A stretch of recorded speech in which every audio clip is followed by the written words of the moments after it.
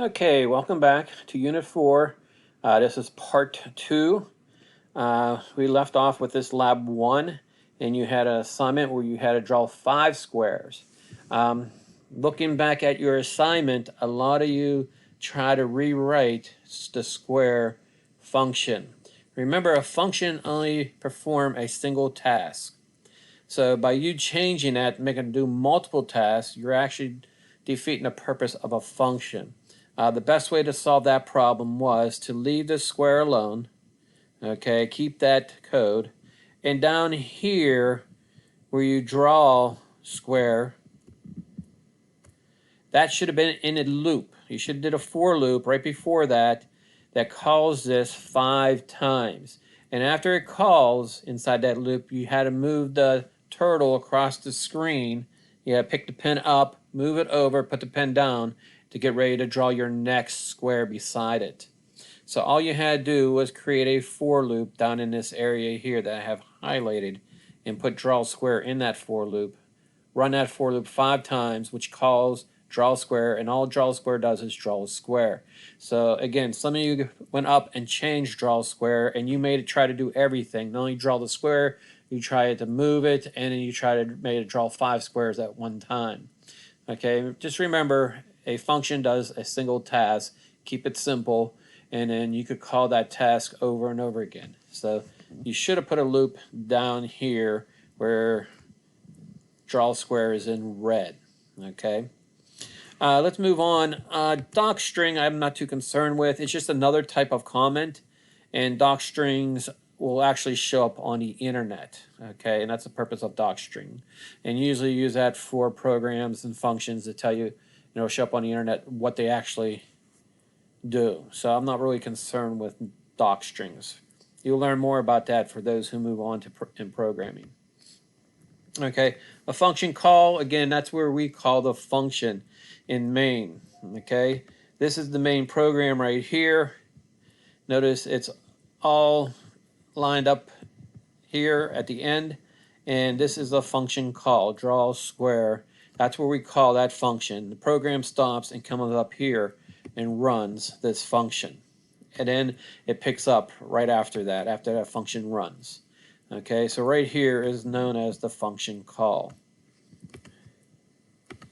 So let's take a look at this next lab. Hopefully you're using Replit. And again, we have import turtle.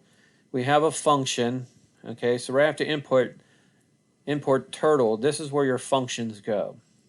Then you go ahead and create turtle, give it a background color. Here we go ahead and create a turtle test, give it pen size 3, and we give it size 20. Okay, and we create a for loop.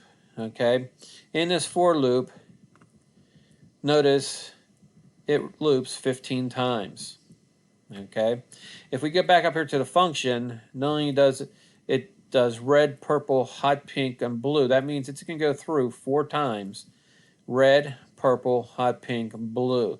And if you notice, the sides of the square is red, pink, purple, hot, and blue. Okay. So each time it goes through a loop, creating a side, it gives a side a different color. Okay.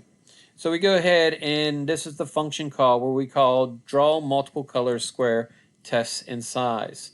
So size comes in as 20, test comes in as T, and we go ahead and draw our first square. And again, that's that real small one way down at the bottom of the swirl. Okay, and notice it draws each side a different color and so forth. Then we change the size to from 20 to 30. We add 10 to size. So now it's going to be a little bit bigger square next time we call it. And we also move test forward 10 and to the right 18 degrees. Okay. And then we come back through the loop and we call draw multiple color square. And that is the second square down here at the bottom of that swirl. You notice it's a little bit bigger than the first square. Remember, we're doing this 15 times, so the third time we're coming through, after we call that function, we add 10 to size. Now remember, it was 30, now it is 40. And test forward 10, right 18. We reposition the turtle, and we come back and we draw a bigger square, this time at 30, okay, because size is 30. And that's the third square here. And we add 10 to 30, we get 40, size is now 40. We go ahead and reposition test, and we come back through and draw a square.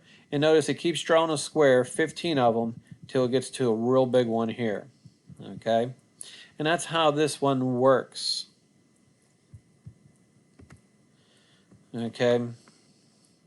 Functions can call another function, and we'll go about into that on Tuesday. Remember, next week we go Tuesday, Thursday. So make sure you're following along and keeping up with your assignments. Remember, all assignments assigned today will be due on Tuesday, okay? The next time we have a class meeting. If you don't get it done in time, you get a 0. So please be aware of that. I'm sending out messages, but pretty soon I'm going to quit sending messages. You should be responsible for getting the work in on time, okay? So let's go back to this one, and I'm going to see if I could copy this.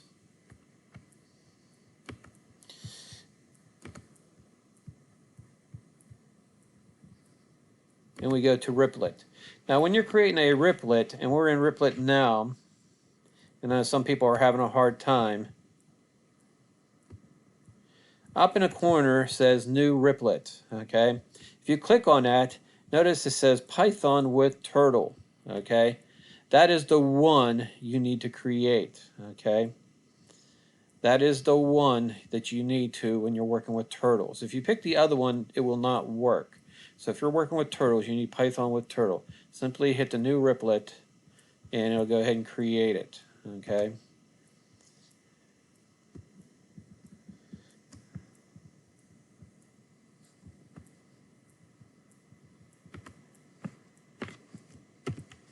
Okay, so I gotta do some editing here. Again, we have import. Our next line is the function. And again, this is just a comment. So I'm gonna just take that out because it's just taking up space. A for loop.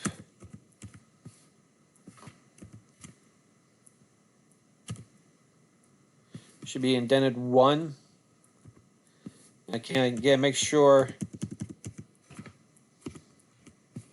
you're indenting properly. Everything inside a for loop should be indented from the for loop 1. That tells me everything indented is inside that for loop. And you can see the lines line everything up, okay? Now we're back to our main program. I go ahead and create a window. I give it a background color. I create test turtle. I go ahead and change the pen size.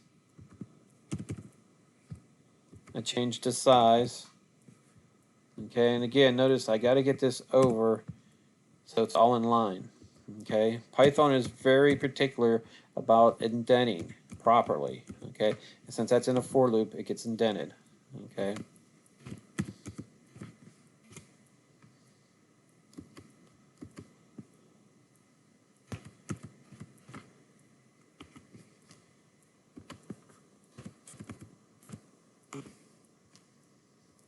Okay. That's about it. We have main loop to finish. Okay, hopefully I got everything. Notice the for loops all in the colon, and so does the function. So again, this is the one we went over. It's going to run 15 times, and I should run it. And I do have an error, and it is w.screen turtle screen. I input turtle.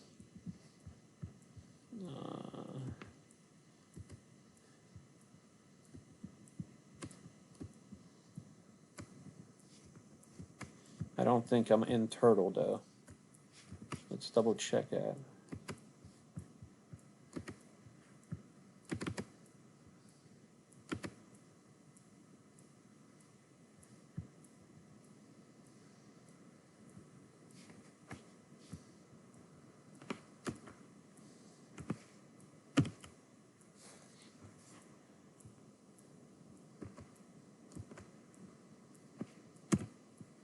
Oh, these got to be tabbed over too. So my tabbing is not correct, so that's why it wasn't working. Okay. And notice it's drawing it.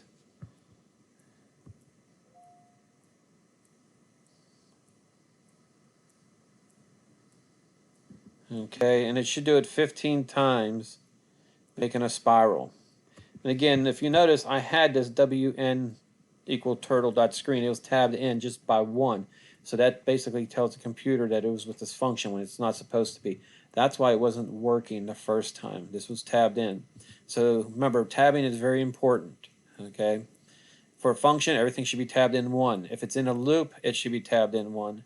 If it's in main, it should be all the way out to the first level. And again, this is in the for loop, so it should be tabbed in 1. And again, that is your lesson for today. Now, for your assignment, you're going to go ahead and do number 2, exercise 2, and exercise 3. Exercise 2 and 3, that will be due for Tuesday. Again, on here you're just drawing 1, 2, 3, 4, 5 squares, okay? And when you're doing that, you have to increase the size each and every time, similar to what we did in that one example.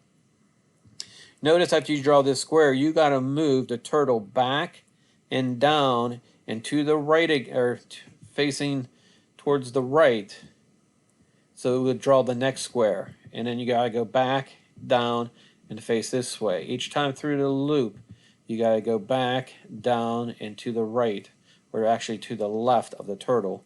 So it's ready to draw the next square. Okay, so you got to reposition that turtle each time you go through that loop. So it's very similar to this one up here, except positioning it here, you just got to make the squares get bigger and bigger, just like we did size in that first one. And in this one here, you are to create a draw polygon, basically, and you're passing in turtle, number of size, and a size of the diagram that you're creating. And in here, it should automatically create whatever they type in. And this is just an example. If they typed in 8, it should have 8 size, and it is size 50. Okay.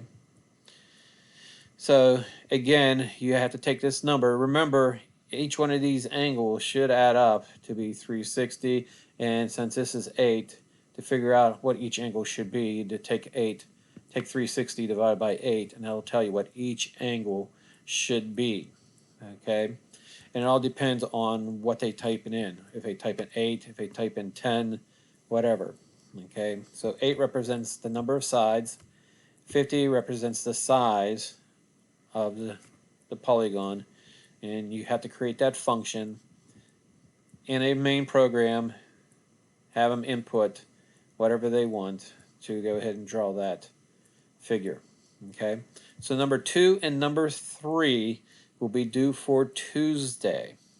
Okay, so you got Saturday, Sunday, Monday, and then Tuesday it is due. And actually you have Friday, which is today. Okay, have a nice day and enjoy.